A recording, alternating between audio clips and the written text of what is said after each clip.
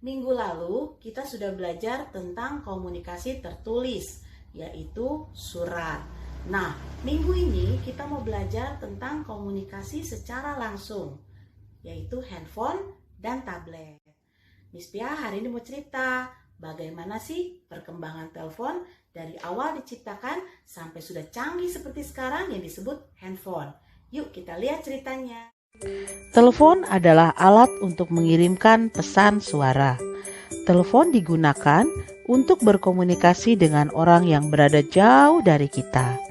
Sebelum ditemukan telepon, orang menyampaikan pesan dengan menulis surat.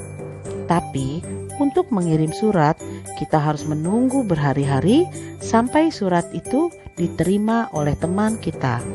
Lalu, kita juga harus menunggu beberapa hari lagi untuk menerima balasan dari teman kita. Maka diciptakanlah telepon agar orang dapat berkomunikasi jarak jauh secara langsung, tanpa harus menulis dan menunggu lama. Telepon pertama yang diciptakan adalah telepon engkol. Telepon ini belum memiliki nomor putar atau tombol. Jadi kalau kita mau menelepon, harus memutar tuasnya. Dan telepon ini adalah telepon yang memakai jaringan kabel. Jadi kita tidak bisa membawa berpergian. Kemudian telepon mengalami kemajuan. Diciptakanlah telepon yang lebih mudah untuk digunakan, yaitu disebut telepon putar. Sesuai namanya, untuk menelepon kita harus memasukkan jari telunjuk kita pada lubang nomor dan memutarnya pada batas putar. Telepon semakin berkembang. Orang menciptakan telepon yang semakin mudah untuk digunakan, yaitu telepon bertombol. Jadi, telepon ini sudah terdapat tombol-tombol yang bisa kita tekan. Yang pastinya lebih mudah untuk menelepon dibandingkan telepon engkol dan telepon putar.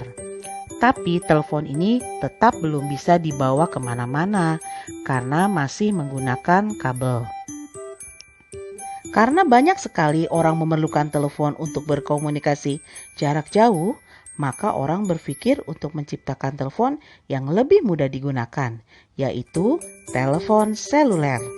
Telepon ini tidak lagi memakai kabel, jadi orang-orang bisa membawanya kemanapun mereka pergi. Tapi gunanya hanya untuk menelepon dan belum bisa untuk mengirim pesan.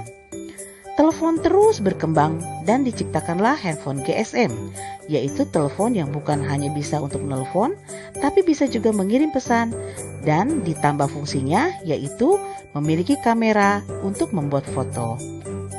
Wah, sekarang kita bisa berfoto. Cheese.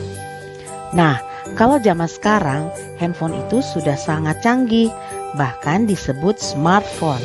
Selain untuk menelepon dan mengirim pesan, masih banyak lagi kegunaan smartphone seperti video call, menonton film, mengetik, dan mendengarkan musik.